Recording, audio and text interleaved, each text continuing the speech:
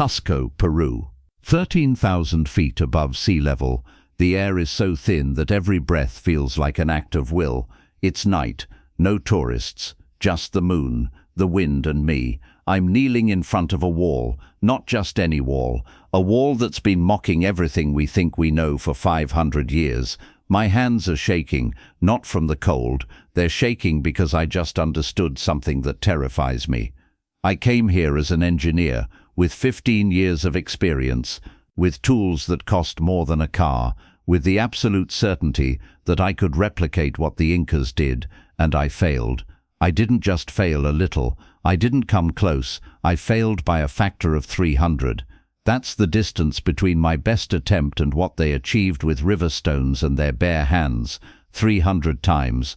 And the strangest thing is, I'm not sad, I'm grateful, because this failure taught me something no university could ever teach me. It taught me to listen. And these stones have a lot to say. Picture 2 blocks of stone, 80 tons each, the weight of 50 cars compressed into a cube of rock. Now imagine someone joined them together. No cement, no mortar, no adhesive whatsoever, just stone against stone. And they're so perfectly united that you can't pass a sheet of paper between them. A human hair won't fit, light can't get through.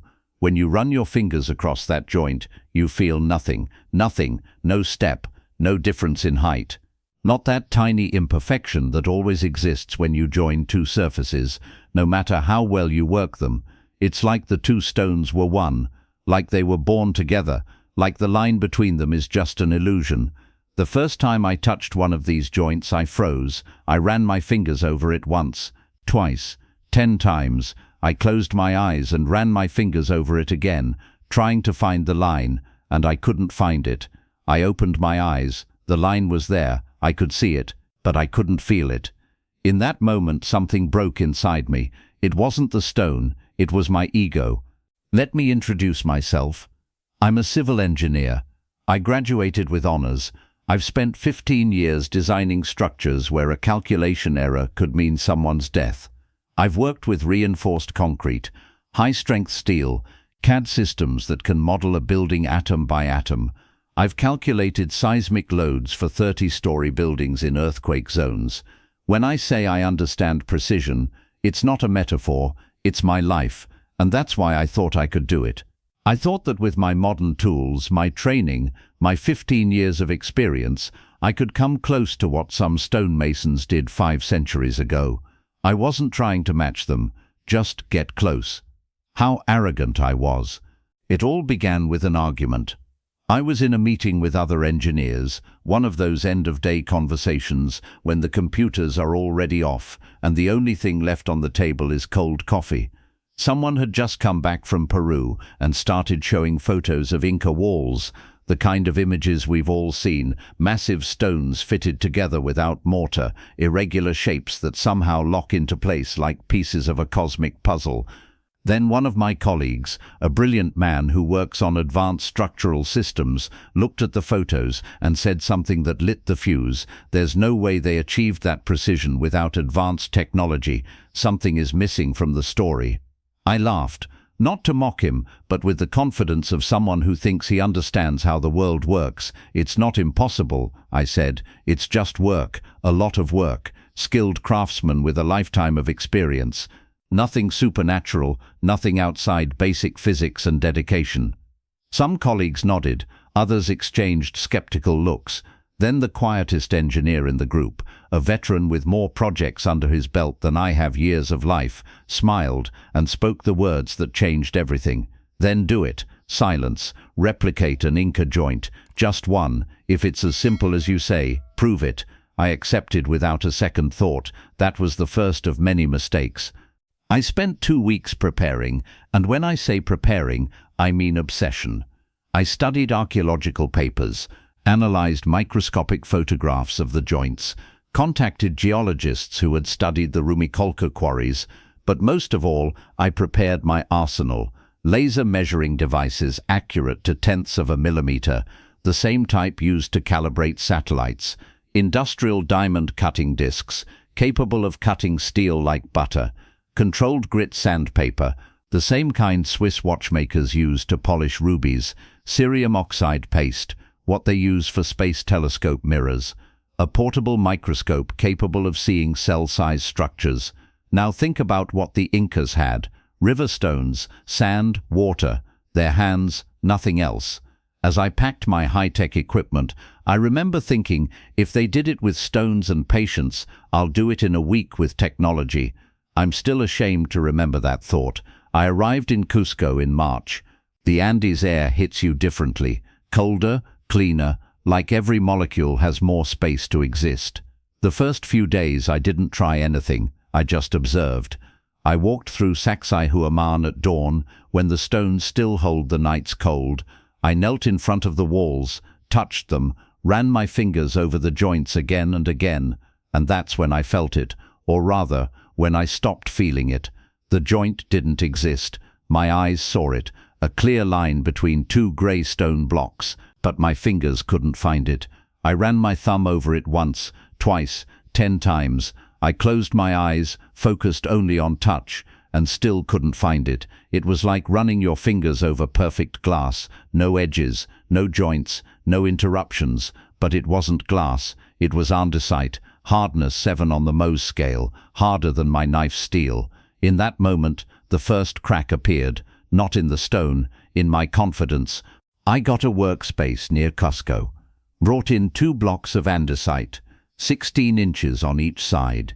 Small compared to the monsters at Sacsayhuaman, but enough for my experiment. My goal was simple: create a perfect joint, a single contact surface where light couldn't pass through. Day 1, I used the diamond disc to flatten the surfaces. The disc sings when it cuts hard stone, a high-pitched moan that makes your skin crawl. Then I sanded, coarse grit first, medium after, fine at the end. By the end of the day, the surfaces gleamed. They looked like dark mirrors. I carefully joined the blocks and saw light, a thin thread, barely a breath of light seeping between the stones. But it was there. Normal, I thought. It's the first attempt. Day 2. I sanded finer, 800 grit, 1200, 2000, polished for 5 hours. Joined the blocks. The light was still there. Day 3. Cerium oxide paste, 3 hours on each surface, perfect circular movements, constant pressure. Joined the blocks. The light was still there. Day 4. I discovered with the digital level a microscopic convexity in the center of one surface. Corrected, sanded, polished, measured, corrected again. Joined the blocks. The light was still there. Day 5.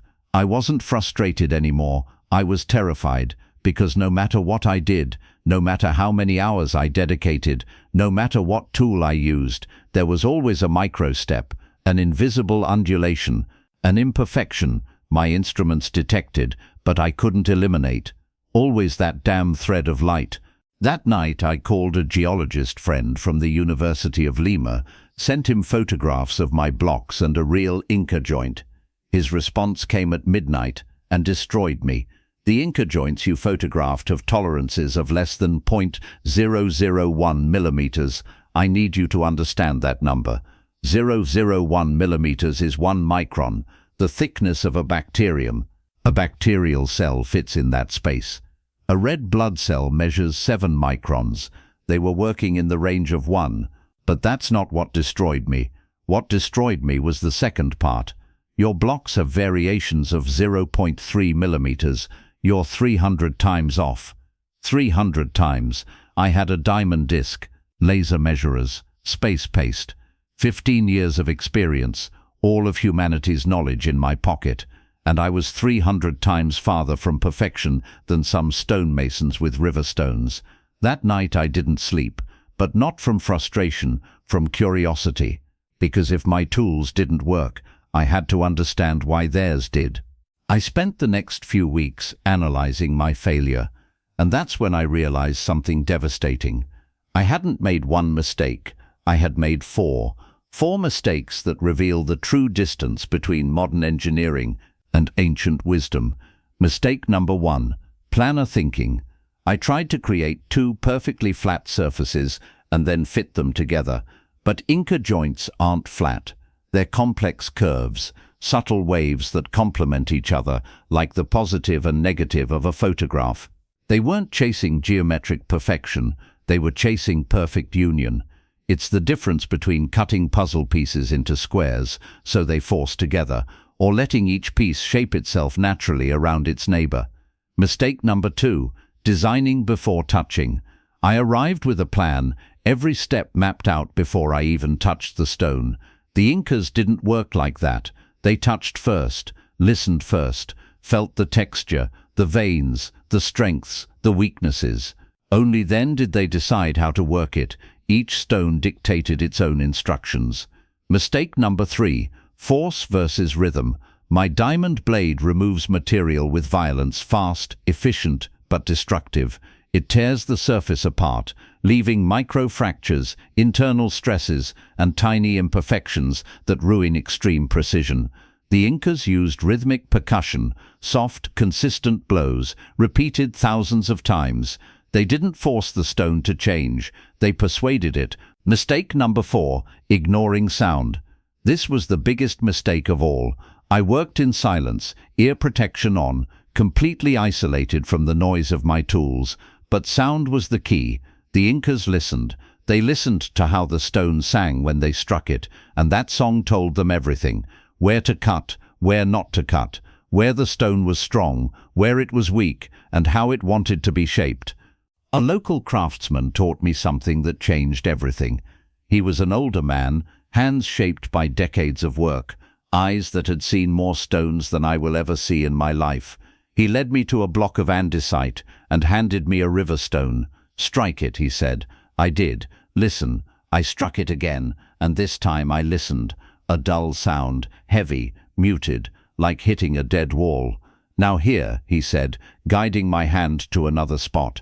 I struck again, and the sound changed completely, brighter, clearer, almost musical. "The stone sings," he told me, "and its song tells you where it wants to be cut." He explained that every stone has natural internal lines, crystalline planes of weakness that you cannot see, but you can hear if your ears are trained. When you strike in the right place, the stone sings with a high tone. It tells you, yes, here, this way. Strike in the wrong place, and the sound drops, flat, lifeless. The stone tells you, no, not this way. The Incas didn't force a shape onto the stone. They held a conversation with it. He even had a name for the technique, Takie Rumi. In Quechua, it means the stone that sings, and in that moment I understood. The secret wasn't in the tools, it was in the listening. I had arrived with technology, lasers, discs, precision instruments, ready to dominate the stone. They arrived with patience, ready to understand it. And that difference, that humble difference, was worth 300 times. So I started over. No diamond disc, no laser, no rush, just river stones, sand, water, my hands and my ears. For 3 more weeks I worked, listening, touching, feeling, and when I finally joined my blocks, almost no light passed through, almost. I measured the tolerance, 0.4 millimeters. To help you understand what that means, let me compare. A Swiss precision watchmaker works with tolerances of 2.3 millimeters in stone. I achieved 0.4, the Incas achieved 0.001. I got closer than a Swiss watchmaker, but I was still 400 times away from the Incas, and you know what I felt when I saw that measurement? Pride. Not for what I achieved, but for what they achieved. For the immensity of their knowledge, for the depth of their patience, for the beauty of their method. We live in the age of speed. Everything has to be fast, efficient, optimized. We measure success in time saved. They measured success in perfection achieved. We dominate matter. They conversed with it. We have tools that can cut anything. They had the patience to listen until the stone itself revealed how it wanted to be cut. We think progress is linear, that each generation knows more than the last. But these stones tell another story. They tell us there was a time when humans knew things we've forgotten, not lost technology, not alien secrets, something simpler, something deeper. They knew how to listen, they knew how to wait, they knew that perfection isn't conquered, it's negotiated, and that knowledge is carved into every stone at Sacsayhuaman, waiting for us to learn, once again, to listen. but Sacsayhuaman isn't alone. There are other walls, other stones, other mysteries. At Ollantaytambo, there are 50-ton blocks transported from a mountain on the far side of the valley. At Cuenco, there is rock that seems to have been molded like clay. At Pumapunku, there are cuts so perfect they look laser-made, and each of these places guards secrets modern science still cannot fully explain. In the next video, I'm going to take you to one of them. We're going to talk about what I discovered when I stopped trying to conquer the stone and started listening to it. Subscribe if you want to uncover what else we've forgotten, because the past isn't dead, it's waiting, and it has so much to teach us if we know how to listen.